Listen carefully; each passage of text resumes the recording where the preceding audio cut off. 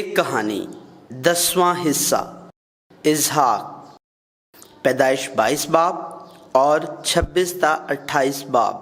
ابراہیم کے وسیلہ سے ہم نے خدا کے ذریعے منتخب کردہ ایک وفادار شخص کا سفر دیکھا۔ ہم نے خدا کی راست بازی اور خدا کا جوش دیکھا، نہ کہ ابراہیم کی راست بازی نہ ابراہیم کا جوش۔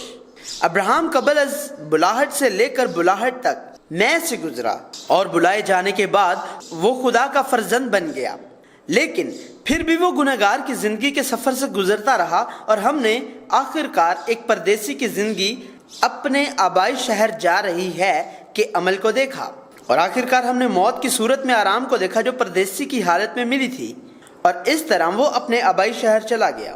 اب یہ اسحاق ہے، جیسا کہ پہلے ہی چوتھے تعارف میں بتایا گیا ہے۔ ابراہیم اور اسحاق آپس میں منسلک ہیں۔ اگر ابراہیم بالآخر ایمان کے سفر کے 5 مراحل میں خدا سے ڈرنے والے شخص کی حیثیت سے کھڑا ہوا، تو اسحاق اپنے آبائی شہر کی طرف جانے والے پردیسی کی زندگی سے جڑا ہوا دکھائی دیتا ہے، کم یا اتار چڑھاؤ کے عمل کے بغیر جس کا تجربہ ابراہیم نے کیا۔ بائبل میں اسحاق نے یسوع مسیح کے سائے تلے یوسف کی طرح ہی زندگی گزاری۔ اب ہم اسحاق کو دیکھیں گے۔ بلاہٹ سے پہلے اسحاق۔ جیسا کہ ہم پہلے ہی دیکھ چکے ہیں، خدا نے ابراہیم کے ایمان کے سفر میں اسحاق کی بات کی تھی۔ اس کی بلاہٹ سے پہلے ہی اسحاق کی زندگی یسوع مسیح کے نمونہ کے طور پر سامنے آئی۔ اول اسحاق اور یسوع دونوں کی پیدائش کی پیشن گوئی خدا کی طرف سے ان کے پیدا ہونے سے پہلے ہی کی گئی تھی اور انہیں خدا کی طرف سے نام ملے۔ دوئم، اسحاق اور یسوع دونوں ناممکن حالات سے پیدا ہوئے تھے۔ سوئم، اسحاق اور یسوع دونوں ہی اکلوتے بیٹے تھے۔ اسحاق ابراہیم اور سارہ کے درمیان اکلوتا بیٹا ہے۔ یہ ٹھیک ہے، اسحاق کے پیدا ہونے سے پہلے ہی خدا نے اسحاق کا انتخاب کیا تھا۔ اسحاق کی طرف سے کوئی بھی اچھائی اور نیکی آنے سے پہلے خدا نے اسے ممتاز کر دیا۔ خدا نے ہمیں اس وقت بلایا جب ہم عین گنہگار تھے، جب ہم اپنی ماں کے بطن میں تھے، اور تخلیق سے پہلے اور ناممکن پیدائش کے حالات کے لیے خدا کی قدرت سارہ سے شروع ہوتی ہے اور ربکا کے ساتھ منوحہ کی بیوی حنا شونیمی عورت، اس کے بعد الشبا اور مریم تک جاری رہے گی۔ اسحاق جس نے اپنی بلاہٹ پائی۔ اسحاق کی بلاہٹ اتنی بڑی نہ تھی جتنی ابراہیم کی بلاہٹ تھی۔ ہمیں یہ بھی معلوم نہیں کہ یہ کب تھی، لیکن ابراہیم کی بلاہٹ اس کی زندگی کے دوران تھی، تو اسحاق ایک پیدائشی مسیحی کی طرح ایک مسیحی گھرانے میں پیدا ہوا۔ اسحاق جو بحیثیت فرزند اور گنہگار کی زندگی کے ساتھ رہا۔ اسحاق بغیر کسی تبدیلی کے خالصتاً خدا کے پاس جاتا ہے۔ ہم کہہ سکتے ہیں کہ ابراہیم جو اسحاق سے بندھا ہے، اس نے ایمان کے اتار چڑھاؤ کو دہرایا، اور اسحاق کی زندگی اس کا تسلسل ہے۔ نیز اگر ابراہیم کے پاس ایمان کا کوئی آدمی نہ تھا کہ وہ اس کے ایمان کا نمونہ بن جائے، تو اسحاق کے پاس اس کا باپ ابراہیم ہے جو اس کا نمونہ ہو سکتا ہے۔ اسحاق ایک صابر اور پرامن شخص تھا جو جھگڑے یا پریشانی کا باعث نہیں تھا، یہاں تک کہ جب کم عمری میں اس کے سوتیلے بھائی اسماعیل نے اسے چھیڑا تھا۔ یہ اسحاق کے ذریعے تخلیق کردہ کوئی کردار نہیں بلکہ خدا کا ایک کردار ہے، وہ یسوع مسیح کی زندگی کے ایک حصے کے طور پر ظاہر کیا جائے گا۔ ایک آبائی شہر کی طرف پردیسی کی زندگی۔ بعد ازاں کوہ موریا پر ابراہیم کے ساتھ اس کا سفر بائبل میں یسوع مسیح کی مصلوبیت کے سفر کی قریب ترین تصویر ہے۔ اسحاق اور یسوع دونوں لکڑی اور صلیب کو اپنی موت کی تیاری اور موت کی جگہ پر منتقل کرنے کے لیے اٹھاتے ہیں، اور اسحاق کا کردار یسوع کے صبر اور اطاعت کے کردار کو ظاہر کرتا ہے۔ اسحاق نے اپنی موت تک اپنے باپ ابراہیم کی فرمانبرداری کی، اور یسوع نے اپنی موت تک اپنے باپ خدا کی اطاعت کی۔ اگر اسحاق لکڑیوں کو لے جانے کے قابل ہے جو سوختنی قربانی کے لیے استعمال کی جائیں، پہاڑ پر چڑھتا ہے جو دور سے دیکھا جاتا تھا، تو وہ کم از کم 9 عمری کی عمر میں ہی ہے۔ اگر ایسا ہے تو ابراہیم کی عمر قریب 120 سال ہے۔ قوت کے لحاظ سے ہم یہ کہہ سکتے ہیں کہ اسحاق زیادہ طاقتور تھا، لیکن یہ بات سمجھ سے باہر ہے کہ وہ سوختنی قربانی کی جگہ پر بغیر کسی مزاحمت کے پابند ہے۔ لیکن ایک بار پھر ہمیں یہاں اسحاق پر توجہ نہیں دینی چاہیے. ہمیں یہ نہیں کہنا چاہیے کہ آئیں ہم اسحاق کی طرح خدا کی فرمانبرداری کریں.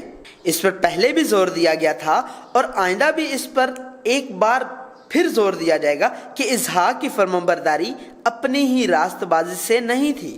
یہ وہ فضل تھا جو خدا نے اسحاق کو دیا تھا. خدا پیدائش 22 باب کے اس منظر کے ذریعے خدا کی محبت ظاہر کر رہا ہے. خدا نے ایمان کے بانی ابراہم کے وسیلے سے ظاہر کیا.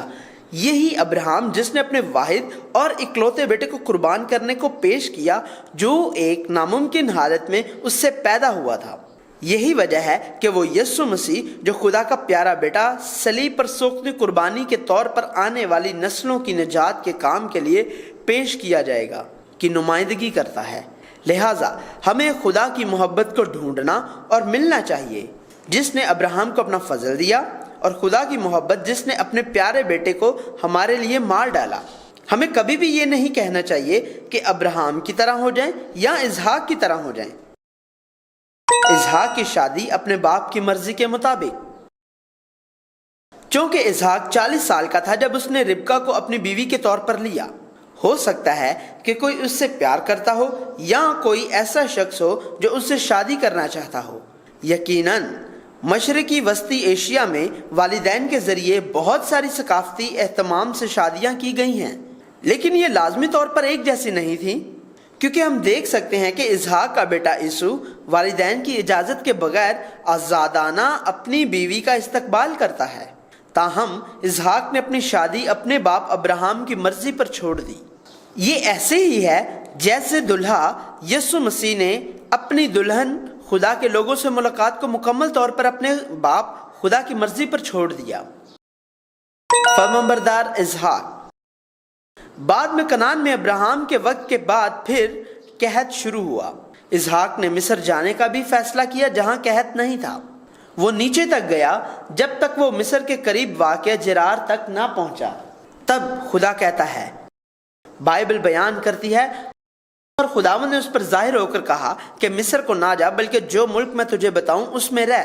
تو اسی ملک میں قیام رکھ اور میں تیرے ساتھ رہوں گا اور تجھے برکت بخشوں گا، کیونکہ میں تجھے اور تیری نسل کو یہ سب ملک دوں گا، اور میں اس قسم کو جو میں نے تیرے باپ ابراہم سے کھائی پورا کروں گا، اور میں تیری اولاد کو بڑھا کر آسمان کے تاروں کی مانند کر دوں گا، اور یہ سب ملک تیری نسل کو دوں گا، اور زمین کی سب قومیں تیری نسل کے وسیلہ سے برکت پائیں گی، اس لیے کہ ابراہم نے میری بات مانی اور میری نصیحت اور میرے حکموں اور قوانین و آئین پر عمل کیا.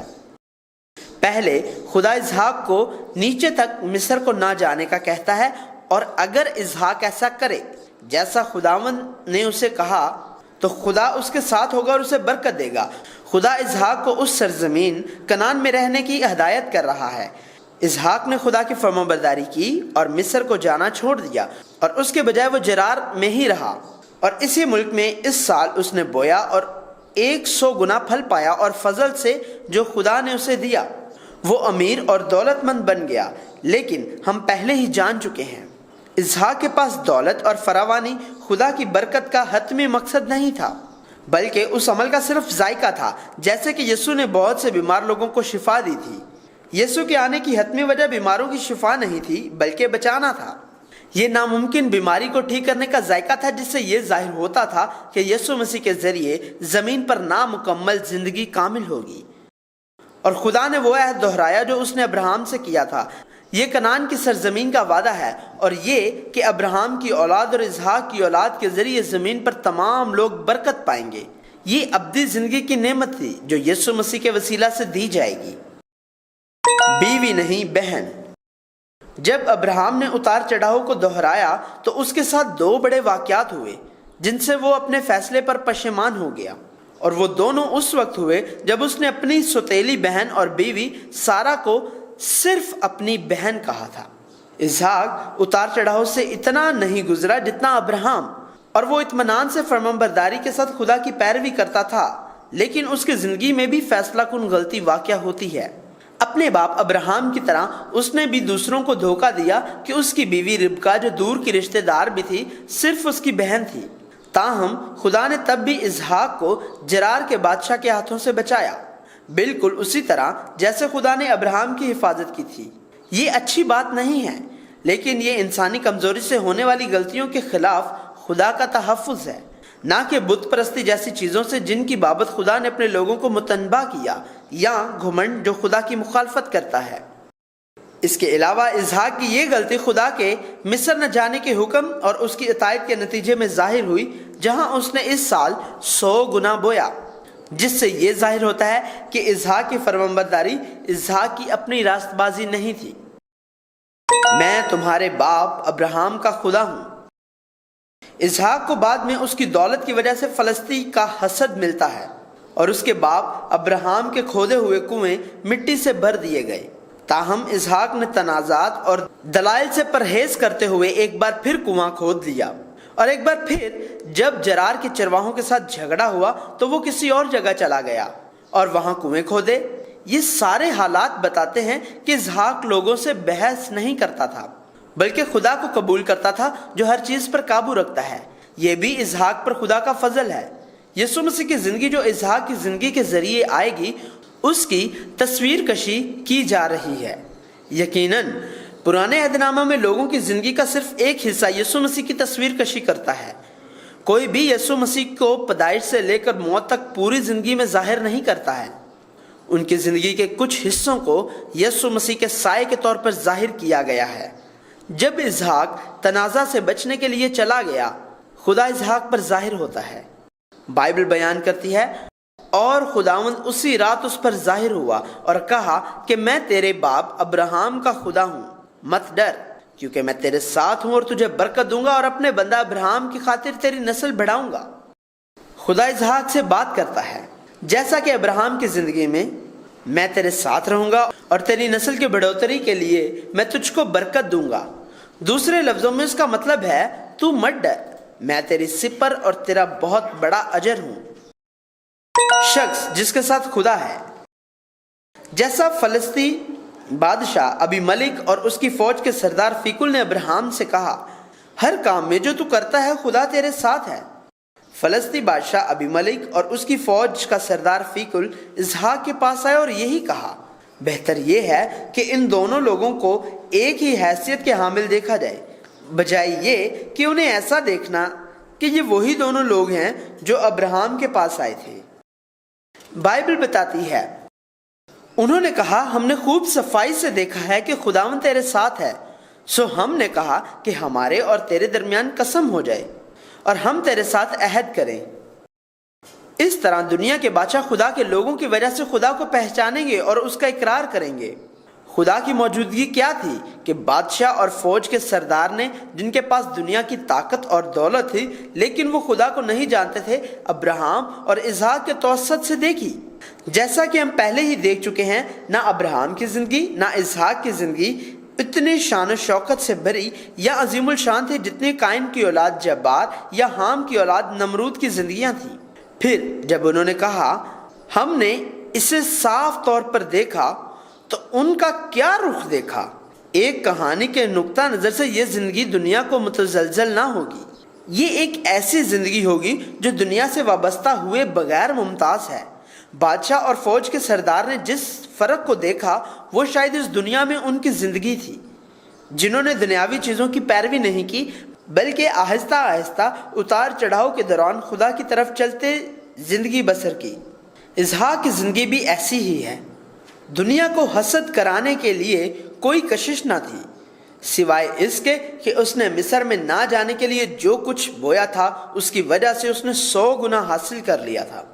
جب نوکروں نے زمین کھود کر ایک کنواں پایا تو جھگڑا ہوا اور وہ چوری ہو گیا اور پھر چوری ہو گیا۔ اگر ہم اسے دنیا کی شان و شوکت کے نقطہ نظر سے دیکھیں تو ایسا معلوم نہیں ہوتا تھا کہ اس کی زندگی ایسی ہے جو خدا کی طرف سے بابرکت ہے۔ بہرحال جب انہوں نے کہا ہم نے واضح طور پر دیکھا، تو انہوں نے جو دیکھا وہ شاید اسحاق تھا، جو اس کی زندگی میں پیش آنے والی چیزوں سے ڈگمگایا نہیں تھا۔ یہ ٹھیک ہے، یسوع مسیح کی زندگی ایک ایسی زندگی تھی جو تمام تر مشکلات کے باوجود ڈگمگائی نہیں تھی۔ ہمیں بھی ایسا ہی ہونا چاہیے۔ ہماری زندگیوں کے ذریعے خدا کو ظاہر ہونا چاہیے۔ یہ ایسی زندگی ہونی چاہیے جس کے پاس ایسی کوئی چیز ہو جس کو دنیا نہ جان سکتی ہو اور نہ ہی دے سکتی ہو، اور ایسے ایمان کی زندگی جسے دنیا برداشت نہیں کر سکتی۔ بعد میں اسحاق ایک بار پھر عیسو اور یعقوب کو برکت دینے کے عمل میں انسانی کمزوری کو ظاہر کرتا ہے، لیکن ہم اس کہانی کو مزید تفصیل سے یعقوب کے حصہ میں بیان کریں گے جو اس کے بعد ہوگا۔ آرام۔ اسحاق جس کی زندگی غیر متزلزل تھی، جس کو ابراہیم نے اپنی زندگی میں مصیبتوں کے بعد پایا، خدا کے فضل سے 180 سال کی عمر میں اپنے آبائی شہر لوٹ آیا۔ عیسو اور یعقوب کی برکات کو مد نظر رکھتے ہوئے تب اسحاق کی عمر 131 سال تھی۔ اس عمر کا حساب کتاب یعقوب کے حصے میں کیا جائے گا۔ ہم اندازہ لگا سکتے ہیں کہ باقی 50 سال کا عرصہ آخر تک پرامن تھا، جیسا کہ پہلے تھا۔ اسحاق کا بائبل کے مطابق آخری جائزہ بھی ابراہیم کی طرح ہے، جو خدا سے ڈرنے والا اور جو اپنے باپ دادا کے پاس بھی لوٹ گیا۔ خدا کی بادشاہی کے لوگوں کی کہانی جو ابراہیم کے ساتھ شروع ہوئی تھی، ابراہیم سے آگے اسحاق سے اور یعقوب کے وسیلے سے جو ایک مختلف اتار چڑھاؤ کا تجربہ پائیں گے، ایک کہانی کے ذریعے جاری ہے۔